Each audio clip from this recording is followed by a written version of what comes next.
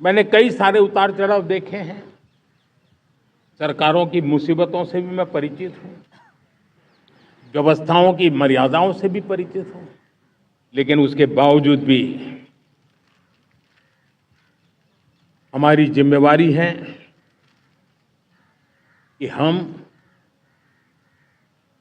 किसी की लकीर को छोटी करने में अपनी ताकत बर्बाद न करें। मैं बड़े अनुभव से कहता हूं, किसी दूसरे की लकीर छोटी करने के लिए अपनी ऊर्जा हमें नहीं खपानी है। हमें पूरी ऊर्जा के साथ हमारी लकीर को लंबा करना है।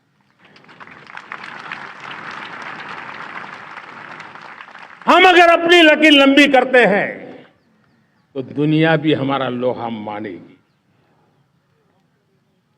आज जब वैश्विक परिस्थितियों में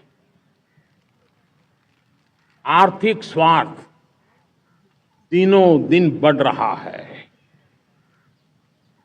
तब समय की मांग है कि हम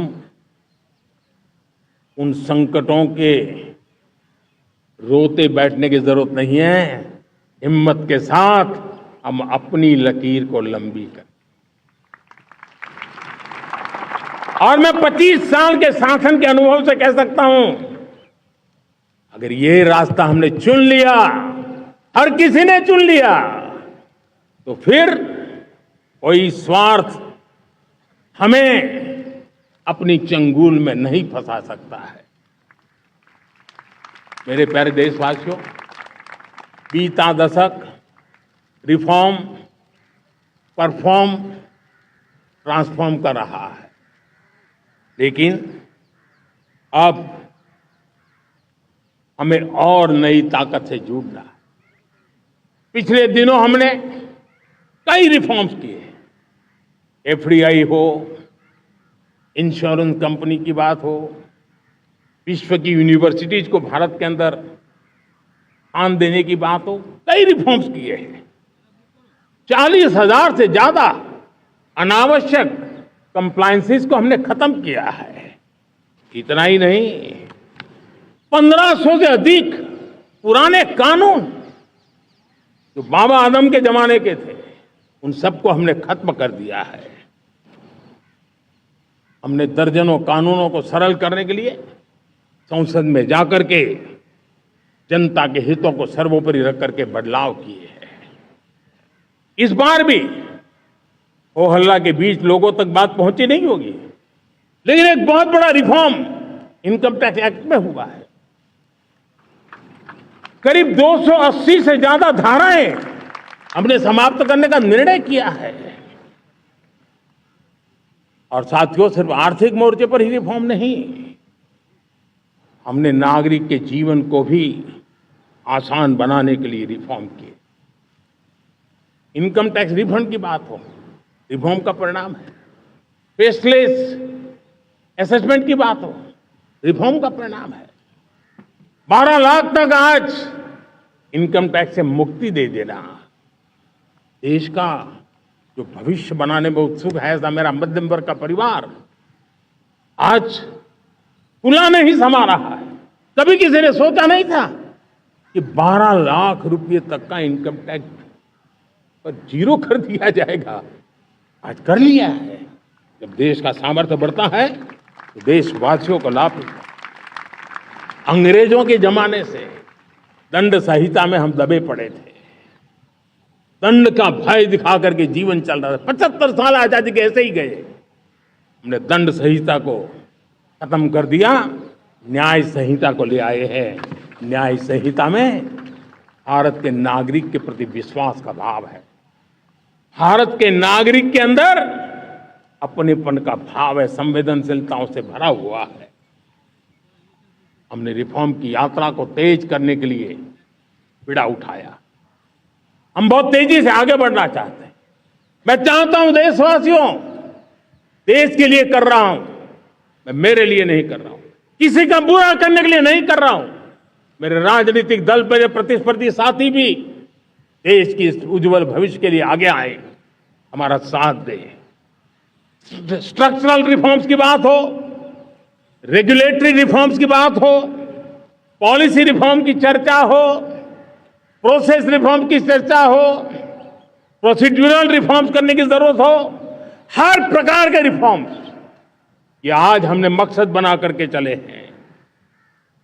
और मेरे प्यारे देशवासियों, नेक्स्ट जनरेशन रिफॉर्म्स के लिए हमें एक टास्क फोर्स गठित करने का निर्णय किया है।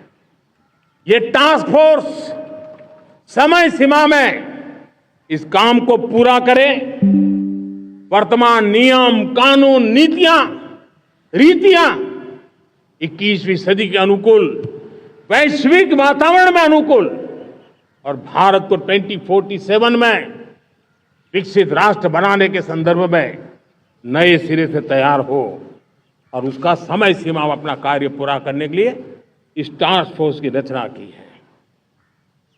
साथियों, ये रिफॉर्म के कारण जो नए लोग अपना भविष्य बनाने चाहते हैं उनको तो हिम्मत मिलेगी। हमारे स्टार्टअप्स हो, हमारे लघु उद्योग हो, हमारे गृह उद्योग हो, उन उद्यमियों को उनकी कंप्लायंस कॉस्ट बहुत कम हो जाएगी और उसके कारण उनको एक नई ताकत मिलेगी। जो एक्सपोर्ट की दुनिया में उनको लॉजिस्टिक सपोर्ट के कारण, व्यवस्थाओं में बदलाव के कारण उनको एक बहुत बड़ी ताकत मिलेगी। साथियों, ऐसे ऐसे कानून है हमारे देश में, छोटी छोटी चीजों के लिए जेल में डालने के कानून है। आप हैरान हो जाएंगे, किसी ने नजर नहीं दौड़ाई। मैं पीछे लगा हूं, ये मेरे देश के नागरिकों को जेल में बंद करने वाले जो अनावश्यक कानून है वो खत्म होने चाहिए। हम संसद में पहले भी बिल लाए थे, इस बार भी लेके आए हैं। साथियों, इस दिवाली में आपकी डबल दिवाली का काम मैं करने वाला।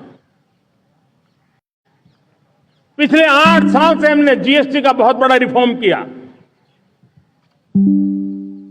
पूरे देश में टैक्स के बर्डन को कम किया, टैक्स की व्यवस्थाओं को सरल किया और 8 साल के बाद समय की मांग है कि हम एक बार उसको रिव्यू करें। हमने एक हाई पावर कमेटी को बिठा करके रिव्यू शुरू किया, राज्यों से भी विचार विमर्श किया और मेरे प्यारे देशवासियों, हम नेक्स्ट जनरेशन जीएसटी रिफॉर्म्स लेकर के आ रहे हैं। ये दिवाली के अंदर आपके लिए तोहफा बन जाएंगे।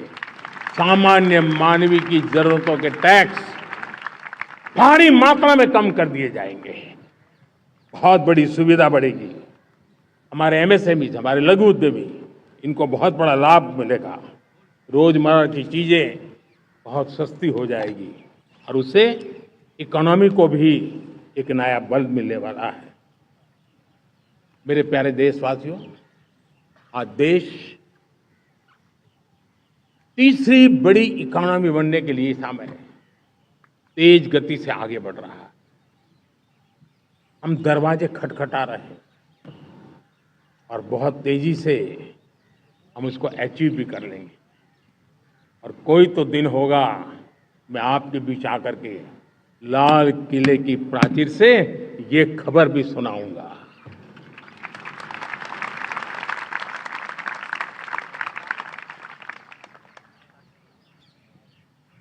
आज भारत की अर्थव्यवस्था और आर्थिक स्थिति को लेकर पूरी दुनिया आश्वस्त है। इतनी अस्थिरता के बीच आशा की किरण बना हुआ है भारत का फाइनेंशियल डिसिप्लिन, भारत की फाइनेंस की ऊर्जा।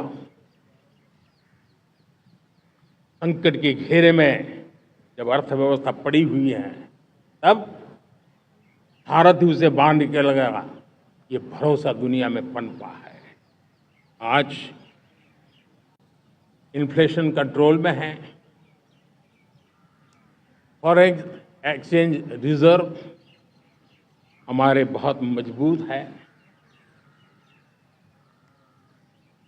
हमारे मैक्रो इकोनॉमिक इंडिकेटर्स बहुत मजबूत है।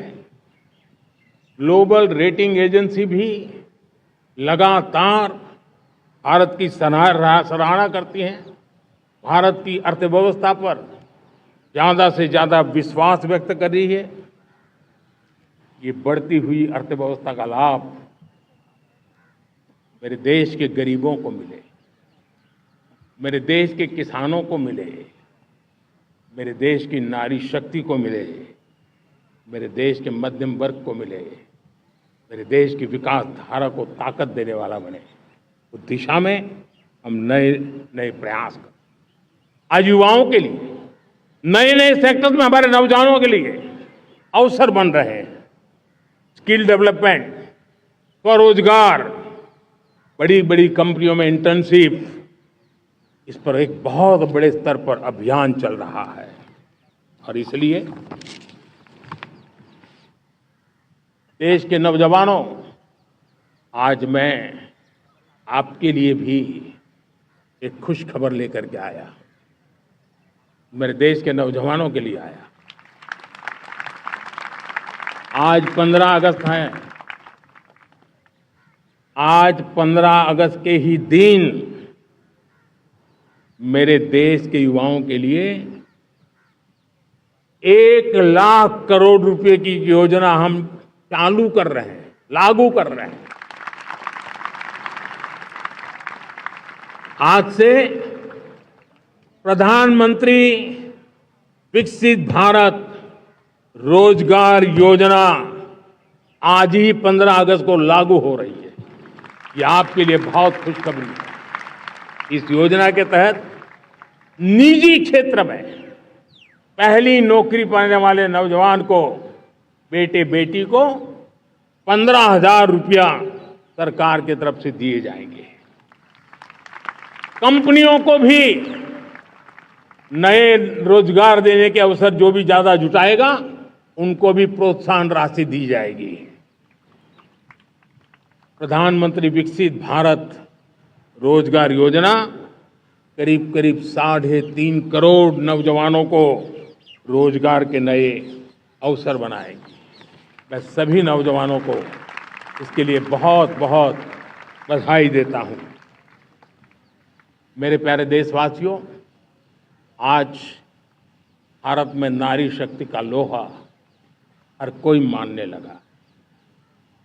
बढ़ती इकोनॉमी की लाभार्थी हमारी नारी है, लेकिन बढ़ती इकोनॉमी को गति देने में भी हमारी नारी का बहुत बड़ा योगदान भी, हमारी मातृशक्ति का योगदान है, हमारी स्त्री शक्ति का योगदान है। स्टार्टअप से लेकर स्पेस सेक्टर तक हमारी बेटियां छाई हुई हैं, खेल के मैदान में छाई हुई हैं, फौज में चमक रही है। आज गर्व के साथ नारी कंधे से कंधा मिलाकर के देश की विकास यात्रा में भागीदार हो रही। देश गर्व से भर गया जब एनडीए की विमेन कैडेट्स उनका पहला पास आउट हुआ था। पूरा देश गर्व से भर गया था। सारे टीवी चैनल उसी के पीछे लगे हुए थे। कितने बड़े गौरव की पल थी। Self help group, 10 crore self help group की बहनें क्या कमाल कर रही है। नमो ड्रोन दीदी नारी शक्ति की एक नई पहचान बनी। गांव में मुझे एक बहन मिली, वो कहती मुझे अब तो गांव वाले पायलट कह करके बुलाते हैं। बड़े गर्व से कह रही, ज्यादा पढ़ी लिखी नहीं थी, लेकिन उसका रतबा पैदा हुआ है। साथियों, हमने 3 करोड़ महिलाओं को लखपति दीदी बनाने का संकल्प लिया था। 3 करोड़। और मुझे आज संतोष है कि हम तेज गति से काम कर रहे हैं। समय से पहले 3 करोड़ का लक्ष्य पार कर लेंगे। और आज मैं खुशी से देश को बताना चाहता हूं कि मेरे नारी शक्ति का सामर्थ्य देखिए। देखते ही देखते 2 करोड़ महिलाएं लखपति दीदी बन चुकी है। आज कुछ लखपति दीदी हमारे सामने बैठी है। ये है मेरे सामर्थ्य। और मेरा विश्वास है दोस्तों, भारत की विकास यात्रा में उनकी भागीदारी बढ़ने वाली। मेरे प्यारे देशवासियों, मेरे देश के किसानों का भारत की अर्थव्यवस्था में बहुत बड़ा योगदान है। भारत के किसानों की मेहनत रंग ला रही है।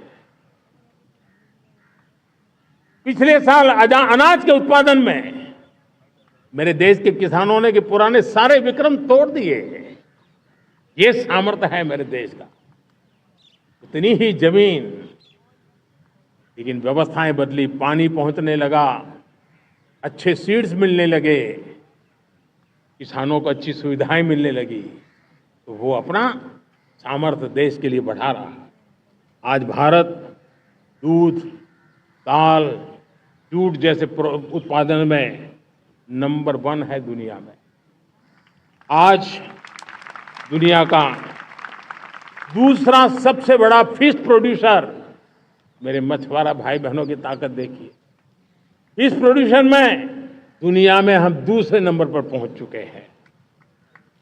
आज भारत चावल, गेहूं, फल और सब्जी के उत्पादन में भी दुनिया में दूसरे नंबर पर पहुंच चुका है।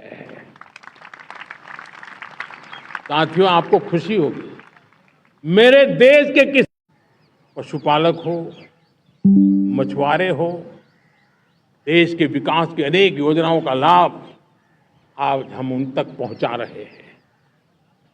पीएम किसान सम्मान निधि हो, रेन वाटर हार्वेस्टिंग हो, सिंचाई की योजनाएं हो, क्वालिटी सीड्स हो, फर्टिलाइजर की आवश्यकता हो, हर क्षेत्र में आज और किसान को एक भरोसा हो गया है फसल बीमा का। वो साहसिक बना रहा, उसका परिणाम भी देश को मिल रहा है। जो पहले कल्पना की बात थी वो आज हकीकत बन गई है। देशवासियों, हमारे देश के पशुधन को बचाने के हमें कोविड की वैक्सीन मुफ्त में मिली, वो तो याद है, लेकिन हम पशुधन के लिए भी अब तक 125 डोज मुफ्त में पशुओं को लगा चुके हैं। फूट एंड माउथ डिसीज से मुक्ति पाने के लिए, जो हमारा यहाँ उत्तर भारत में उसे खुरपका मुंहपका बीमारी कहते हैं, उसे बचाने के लिए 125 करोड़ डोज हम लगा चुके हैं और मुफ्त में लगा चुके हैं। हम खेती के मामले में देश के वो जिले जहां के किसान औरों से पीछे रह गए, किसी न किसी कारण से 100 जिले ऐसे हैं जहां अपेक्षाकृत कम खेती है, और इसलिए हमने 100 जिले आइडेंटिफाई किए हैं पूरे देश में से, और वहां के किसानों को एम्पावर करना, किसानों को शक्ति देना, किसानों को मदद करने का एक अभियान चलाया है। और इसके लिए पीएम धन धान्य कृषि योजना का आरंभ किया है।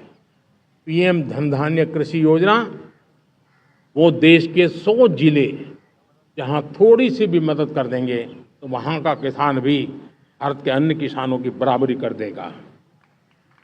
मेरे प्यारे देशवासियों, भारत के किसान, भारत के पशुपालक, भारत के मछुआरे, ये हमारी सबसे बड़ी प्राथमिकता है। भारत के किसान, भारत के मछुआरे, भारत के पशुपालक, उनसे जुड़ी किसी भी अहितकारी नीति के आगे मोदी दीवार बन के खड़ा है।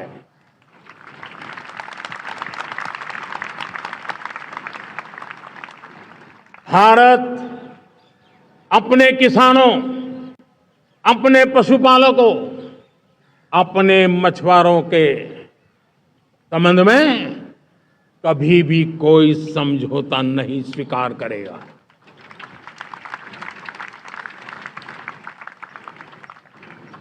प्यारे देशवासियों, गरीबी क्या होती है मुझे किताबों में पढ़ना नहीं पड़ा है, मैं जानता,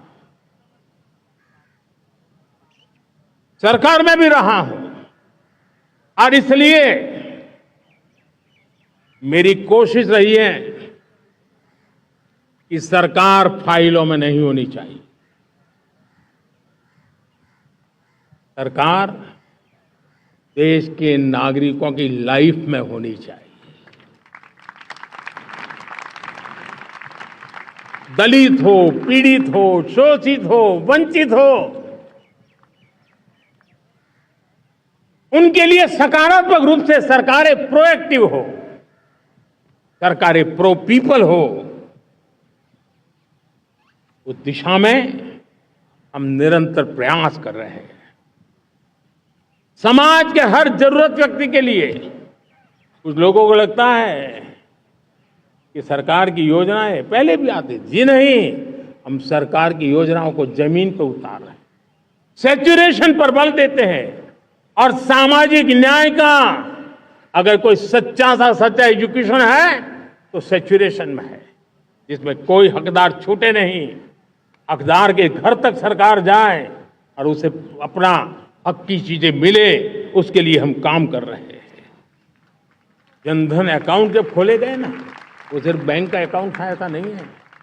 उसे एक स्वाभिमान मिला था कि बैंक के दरवाजे मेरे लिए भी खुलते हैं, मैं भी बैंक के दरवाजे में जाकर के टेबल पे हाथ रख करके बात कर सकता हूं। ये विश्वास हमने जगाया है। आयुष्मान भारत ने बीमारी को सहने की आदत से मुक्ति दिलाने का और उनको अच्छे स्वास्थ्य के लिए मदद करने का काम। और जब हम वरिष्ठ नागरिकों को 5 लाख रुपए से ज्यादा मदद कर करके उनके आरोग्य की चिंता करते हैं।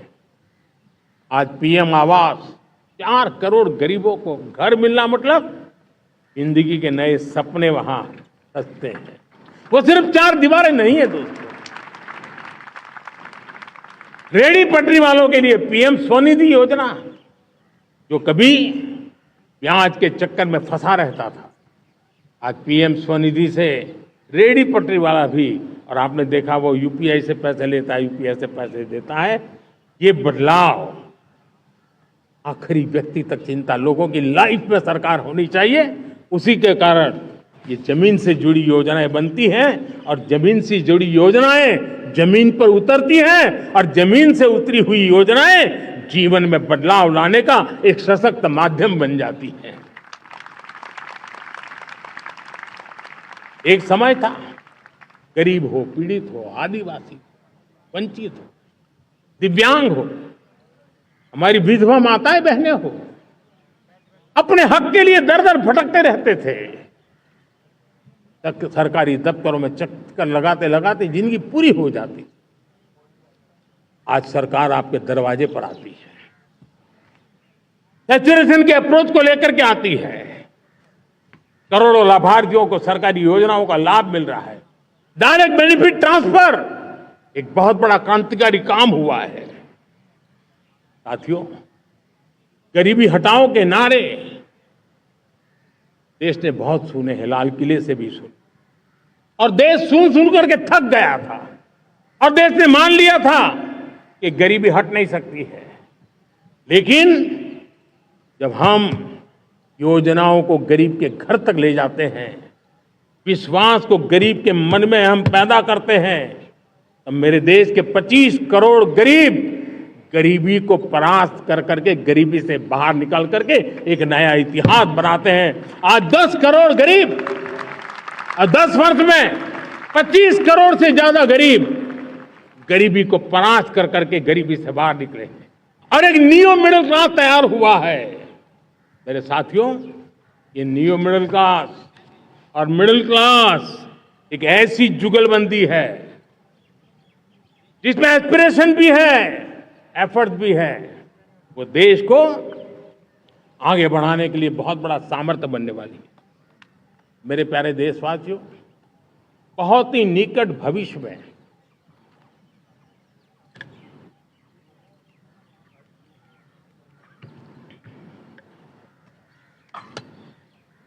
मेरे प्यारे देशवासियों, बहुत ही निकट भविष्य में महान समाज सुधारक महात्मा ज्योतिबा फुले जी की 200वीं जयंती आ रही है।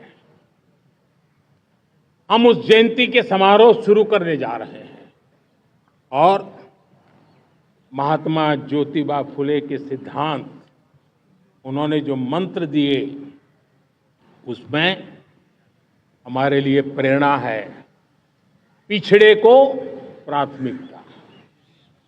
पिछड़े को प्राथमिकता देते हुए हम परिवर्तन की ऊंचाइयों को प्राप्त करना चाहते हैं।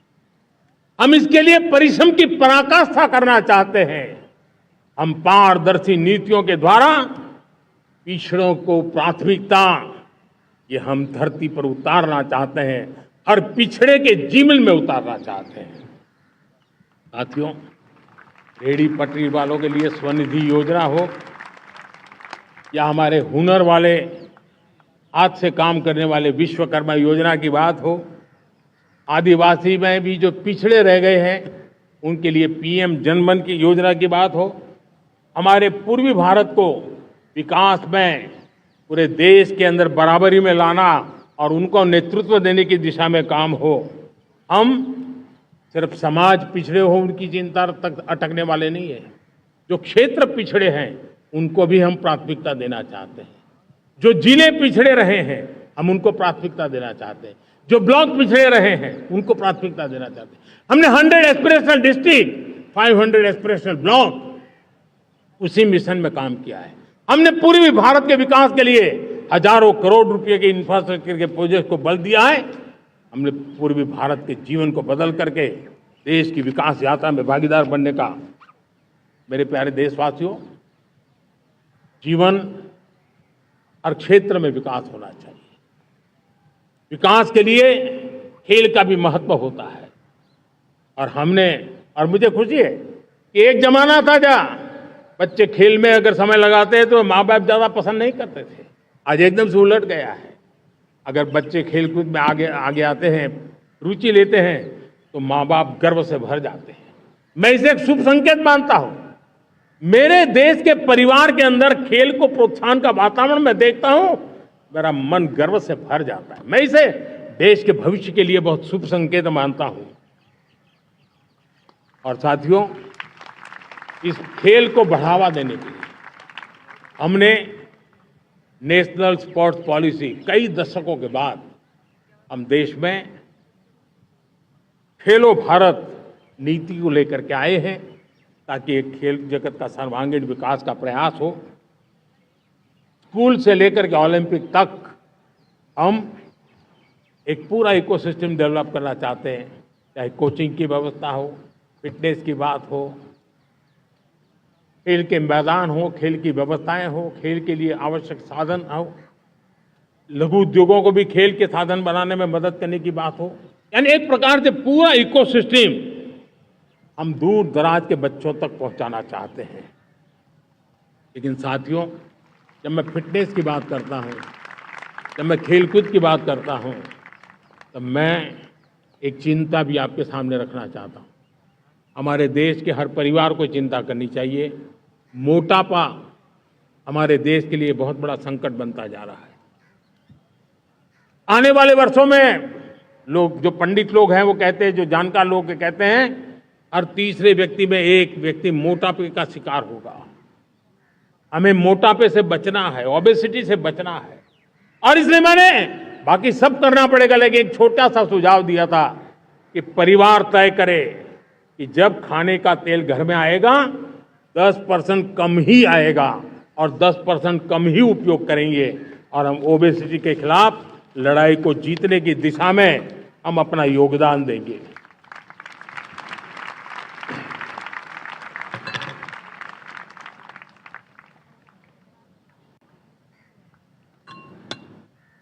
मेरे प्यारे देशवासियों, हमारा देश भाग्यवान है। हजारों साल की विरासत के हम धनी हैं और वो हमें निरंतर ऊर्जा मिलती है, प्रेरणा मिलती है, त्याग और तपस्या की राह मिलती है। आज गुरु तेग बहादुर, यह वर्ष गुरु तेग बहादुर जी का 350वां शहीदी वर्ष है। देश की संस्कृति की रक्षा, भारत के मूल्यों की रक्षा के लिए उन्होंने अपना सब कुछ न्योछावर कर दिया। मैं आज उनको नमन करता हूं। साथियों, हमारी संस्कृति की ताकत हमारी विविधता है। हम विविधता को सेलिब्रेट करना चाहते हैं। हम विविधता को सेलिब्रेट करने की आदत बनाना चाहते हैं। यह हमारा गौरव है। यह हमारा भारत माँ का ये बगीचा कितने विविध प्रकार के फूलों से सजा हुआ है, कितनी विविधताएं हैं।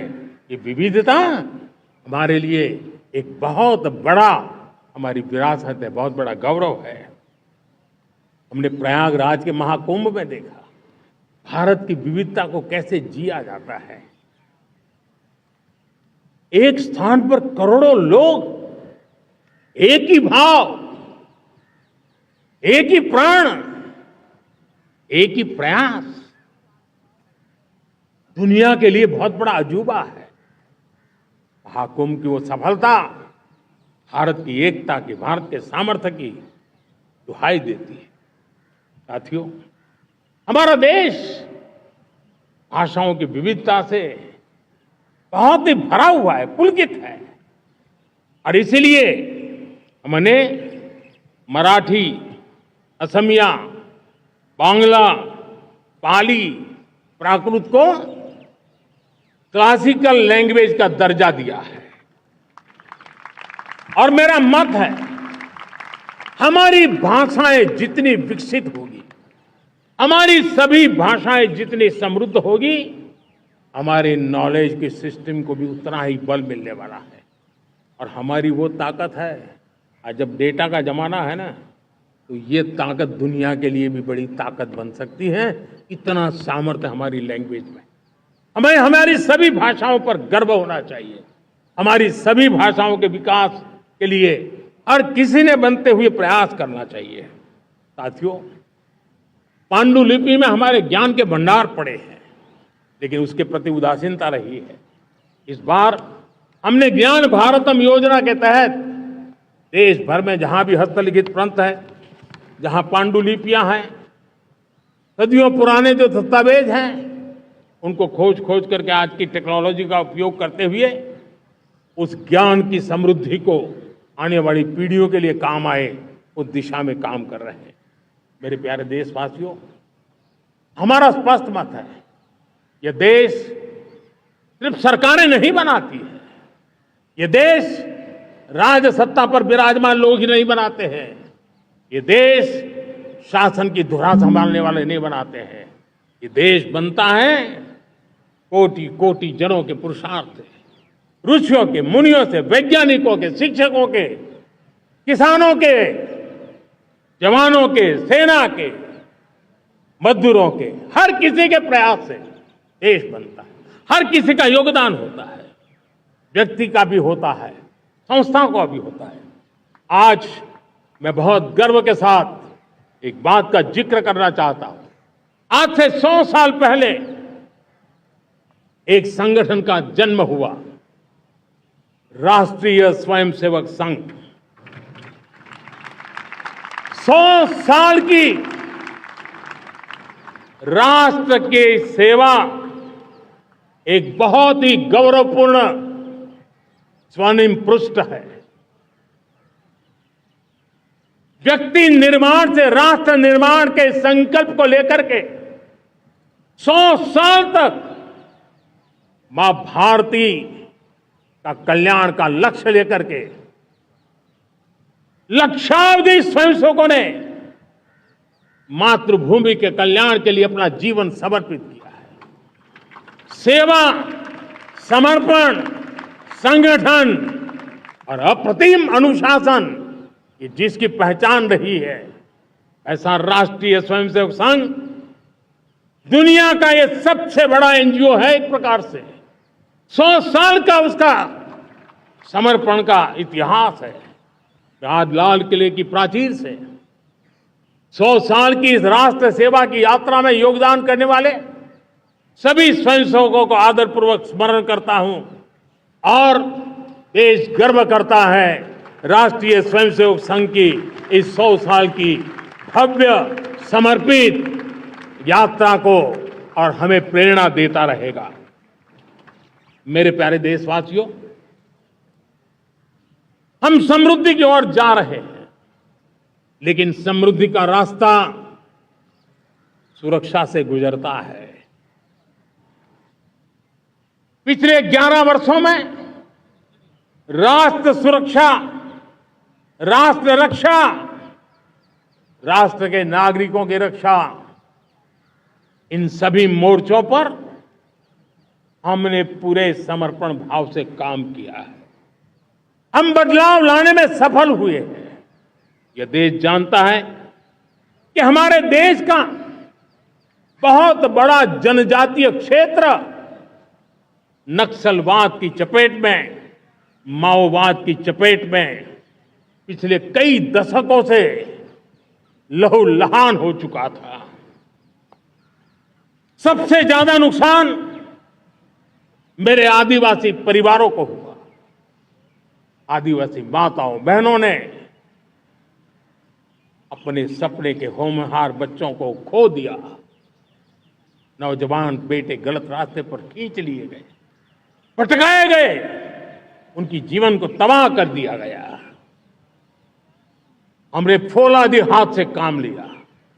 एक समय था कभी 125 से ज्यादा जिलों में नक्सलवाद अपनी जड़ें जमा चुका था। माओवाद की चंगुल में हमारे जनजातीय क्षेत्र, हमारे जनजातीय नौजवान फंसे हुए थे। और आज 125 जिलों में से कम होते होते हम 20 पर ले आए हैं। उन जनजातीय समाज की सबसे बड़ी हमने सेवा की है।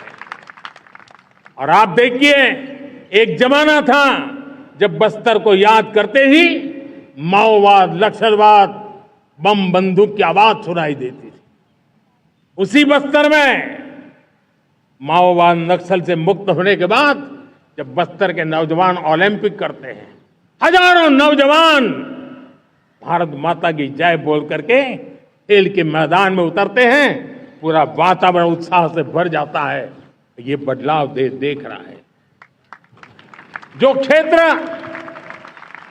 कभी रेड कॉरिडोर के रूप में जाने जाते थे, वो आज विकास के ग्रीन कॉरिडोर बन रहे हैं। साथियों, हमारे लिए गर्व की बात है, भारत के नक्शे में जिन क्षेत्रों को लहूलुहान कर दिया गया था, लाल रंग से रंग दिया गया था, हमने वहां संविधान, कानून और विकास का तिरंगा फहरा दिया है। मेरे प्यारे देशवासियों, ये भगवान बिरसा मुंडा की 150वीं जयंती का अवसर है। तब इन जनजातीय क्षेत्रों को नक्सल से मुक्त कर करके, मेरे जनजातीय परिवार के नौजवानों की जिंदगी बचा करके हमने भगवान बिरसा मुंडा को एक सच्ची श्रद्धांजलि दी है।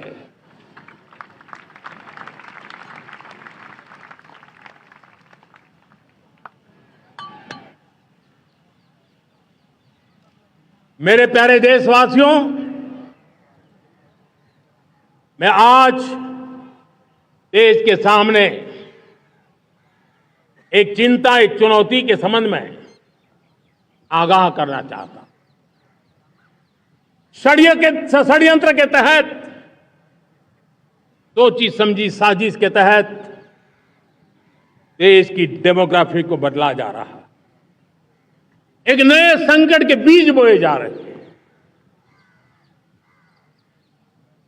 और ये घुसपैठिए मेरे देश के नौजवानों की रोजी रोटी छीन रहे हैं। एक घुसपैठिए मेरे देश की बहन बेटियों को निशाना बना रहे हैं। ये बर्दाश्त नहीं होगा। ये घुसपैठिए भोले भाले आदिवासियों को भ्रमित करके उनकी जमीनों पर कब्जा कर रहे हैं। ये देश सहन नहीं करेगा। और इसलिए मेरे प्यारे देशवासियों, जब डेमोग्राफी परिवर्तन होता है, सीमावर्ती क्षेत्रों में डेमोग्राफी में परिवर्तन होता है, तब राष्ट्रीय सुरक्षा के लिए संकट पैदा होता है।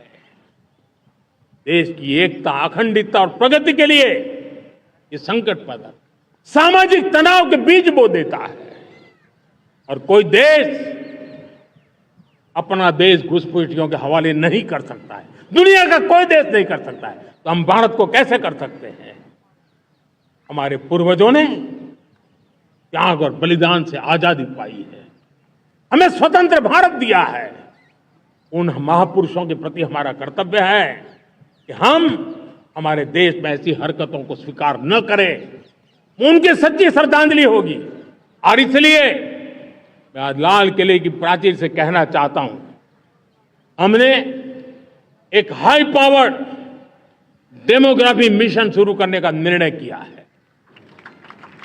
ये मिशन, इस मिशन के द्वारा ये जो भीषण संकट नजर आ रहा है, भारत पे मंडरा रहा है जो संकट है, उसको निपटाने के लिए तय समय में सुविचारित सुनिश्चित रूप से अपने कार्य को करेगा।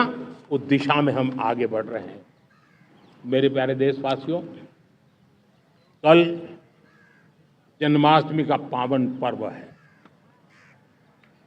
भगवान श्री कृष्ण का जन्मोत्सव देश में मनाया जाता है।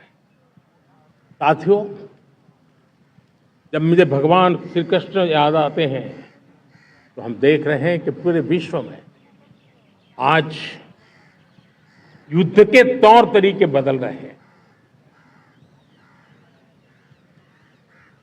हमने देखा है कि भारत युद्ध के हर नए तौर तरीकों को निपटने में समृद्ध है। हमने ऑपरेशन सिंदूर में दिखा दिया है, टेक्नोलॉजी में जो भी महारत थी। पाकिस्तान ने हमारे सैन्य ठिकानों पर, हमारे एयरबेस पर, हमारे संवेदनशील स्थानों पर, हमारे आस्था के केंद्रों पर,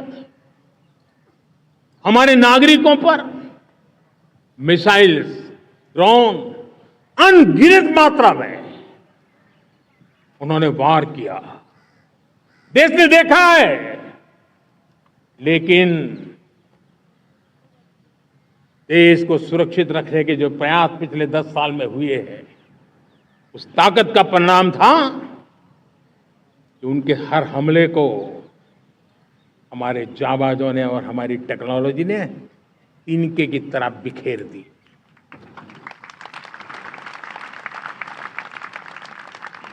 रत्ती भर नुकसान नहीं कर पाए। और इसलिए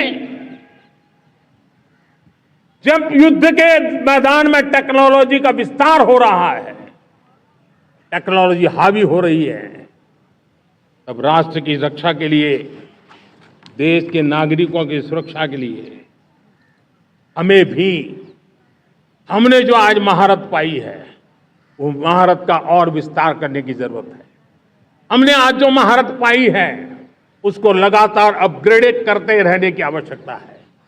और इसलिए साथियों, मैंने एक संकल्प लिया है, मुझे आपके आशीर्वाद चाहिए, कोटि कोटि देशवासियों के आशीर्वाद चाहिए। क्योंकि समृद्धि कितनी ही क्यों न हो, अगर सुरक्षा के प्रति उदासीनता बरतते हैं तो समृद्धि भी किसी काम की नहीं रहती। और इसलिए सुरक्षा का महत्व बहुत बड़ा है। और इसलिए मैं आज लाल किले की प्राचीर से कह रहा हूं, आने वाले 10 साल में 2035 तक राष्ट्र के सभी महत्वपूर्ण स्थलों, जिनमें सामरिक के साथ साथ सिविलियन क्षेत्र भी शामिल है, जैसे अस्पताल हो, रेलवे हो, जो भी आस्था के केंद्र हो, उन्हें टेक्नोलॉजी के नए प्लेटफॉर्म द्वारा पूरी तरह सुरक्षा का कवच दिया जाएगा। ये सुरक्षा का कवच लगातार विस्तार होता जाए, देश का हर नागरिक सुरक्षित महसूस करे। किसी भी प्रकार की टेक्नोलॉजी हम पर वार करने आ जाए, हमारी टेक्नोलॉजी उससे बेहतर सिद्ध हो। और इसलिए आने वाले 10 साल 2035 तक मैं ये राष्ट्रीय सुरक्षा कवच का विस्तार करना चाहता हूं, मजबूती देना चाहता हूं, आधुनिक बनाना चाहता हूं। और इसलिए भगवान श्री कृष्ण से प्रेरणा पाकर के हमने श्री कृष्ण का जो सुदर्शन चक्र था, उस सुदर्शन चक्र की राह को चुना है। आप में से बहुत लोगों को याद होगा, जब महाभारत की लड़ाई चल रही थी, श्री कृष्ण ने अपने सुदर्शन चक्र से सूर्य के प्रकाश को रोक दिया था और दिन में ही अंधेरा कर दिया था। सूर्य प्रकाश को सुदर्शन चक्र से रोक दिया था। और तब अर्जुन ने जो शपथ ली थी जयद्रथ का वध करने की, उस प्रतिज्ञा को अर्जुन पूर्ण कर पाए थे। वो सुदर्शन चक्र के पराक्रम और रणनीति का परिणाम था। अब देश सुदर्शन चक्र मिशन लॉन्च करेगा।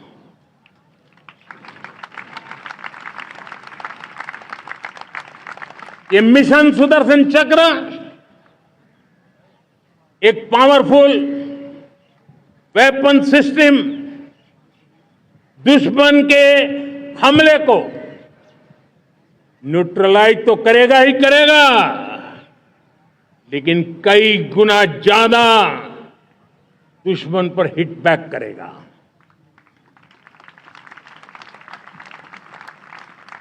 हमने भारत के इस मिशन सुदर्शन चक्र के लिए कुछ मूलभूत बातें भी तय की है। आने वाले 10 सालों में हम उसको प्रखरता से आगे बढ़ाना चाहते हैं। एक तो ये पूरी आधुनिक सिस्टम, इसके लिए रिसर्च, डेवलपमेंट, उसकी मैन्युफैक्चरिंग हमारे देश में ही हो, हमारे देश के नौजवानों के टैलेंट से हो, हमारे देश के लोगों के द्वारा बनी।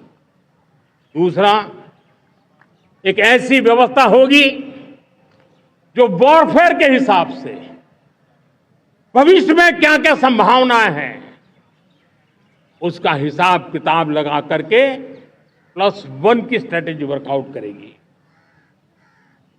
और तीसरा, सुदर्शन चक्र की एक ताकत थी, वो बहुत ही प्रिसाइज, जहां जाना था वहीं जाता था और वापस श्री कृष्ण के पास लौट के आता था। हम इस सुदर्शन चक्र के द्वारा भी टारगेटेड प्रिसाइज एक्शन के लिए भी व्यवस्था को विकसित करने की दिशा में आगे बढ़ेंगे। और इसलिए युद्ध के बदलते तौर तरीकों में राष्ट्र की सुरक्षा, नागरिकों की सुरक्षा के लिए मैं बड़े प्रतिबद्धता के साथ इस कार्य को आगे बढ़ाने के लिए वचन देता हूं। मेरे प्यारे देशवासियों, जब हम लोकतंत्र की बात करते हैं, स्वतंत्र भारत की बात करते हैं, तब हमारा संविधान हमारे लिए सर्वोच्च दीप स्तंभ होता है, हमारा प्रेरणा का केंद्र होता है। लेकिन आज से 50 साल पहले भारत के संविधान का गला घोंट दिया गया था। भारत के संविधान के पीठ पे छुरा भोंक दिया गया था। देश को जेल खाना बना दिया गया था। आपातकाल लगा दिया गया था। इमरजेंसी थोप दी गई थी। इमरजेंसी के 50 साल हो रहे। देश की किसी भी पीढ़ी ने संविधान की हत्या के इस पाप को कभी भूलना नहीं चाहिए। संविधान की हत्या करने वाले पापियों को नहीं भूलना चाहिए। और हमें भारत के संविधान के प्रति अपने समर्पण को और मजबूती देते आगे बढ़ना चाहिए, वो हमारी प्रेरणा है। मेरे प्यारे देशवासियों, मैंने इसी लाल किले से पंच प्रण की बात कही थी। मैं आज लाल किले से फिर से एक बार मेरे देशवासियों का पुनः स्मरण जरूर करना चाहता हूं। विकसित भारत बनाने के लिए न हम रुकेंगे, न हम झुकेंगे। हम परिश्रम की पराकाष्ठा करते रहेंगे और अपनी आंखों के सामने 2047 में विकसित भारत बना करके रहेंगे। मेरे प्यारे देशवासियों, हमारा दूसरा प्रण है कि हम हमारे जीवन में, हमारी व्यवस्थाओं में, हमारे नियम कानून परंपराओं में गुलामी का एक भी कण अब बचने नहीं देंगे। हम हर प्रकार की गुलामी से मुक्ति पाकर के ही रहेंगे। मेरे प्यारे देशवासियों, हम अपनी विरासत पर गर्व करेंगे। हमारी पहचान का सबसे बड़ा आभूषण, सबसे बड़ा गहना, सबसे बड़ा मुकुटमणि हमारी विरासत है। हम विरासत का गर्व करेंगे। मेरे प्यारे देशवासियों, इन सब के लिए एकता, ये मंत्र सबसे बड़ा शक्तिशाली मंत्र है और इसलिए एकता की डोर को कोई काट न सके, ये हमारा सामूहिक संकल्प होगा। मेरे प्यारे देशवासियों, मां भारती के प्रति कर्तव्य निभाना ये पूजा से कम नहीं है, तपस्या से कम नहीं है, आराधना से कम नहीं है। और उसी भाव से हम सब मातृभूमि के कल्याण के लिए परिश्रम की पराकाष्ठा करते हुए 2047 विकसित भारत के लक्ष्य को पार करने के लिए अपने आप को अपा देंगे, अपने आप को झोंक देंगे।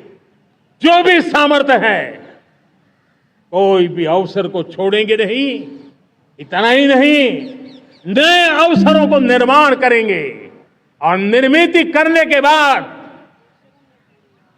हम 140 करोड़ देशवासियों के सामर्थ्य से आगे बढ़ते ही रहेंगे, बढ़ते ही रहेंगे, बढ़ते ही रहेंगे। मेरे प्यारे देशवासियों, हमें याद रखना है, 140 करोड़ देशवासियों को याद रखना है, परिश्रम में जो तपा है, परिश्रम में जो तपा है, उसने ही तो इतिहास रचा है। परिश्रम में जो तपा है, उसने ही तो इतिहास रचा है। जिसने फौलादी चट्टानों को तोड़ा है, जिसने फौलादी चट्टानों को तोड़ा है, उसने ही समय को मोड़ा है। जिसने फौलादी चट्टानों को तोड़ा है, उसने ही समय को मोड़ा है। और समय को मोड़ देने का भी, समय को मोड़ देने का भी यही समय है, सही समय है। मेरे प्यारे देशवासियों, एक बार फिर आप सबको आजादी के इस महान पर्व की अनेक अनेक शुभकामनाएं देता हूं, बहुत बहुत बधाई देता हूं। मेरे साथ बोलेंगे, जय हिंद, जय हिंद, जय हिंद। भारत माता की, भारत माता की भारत माता की वंदे वंदे वंदे। बहुत बहुत धन्यवाद।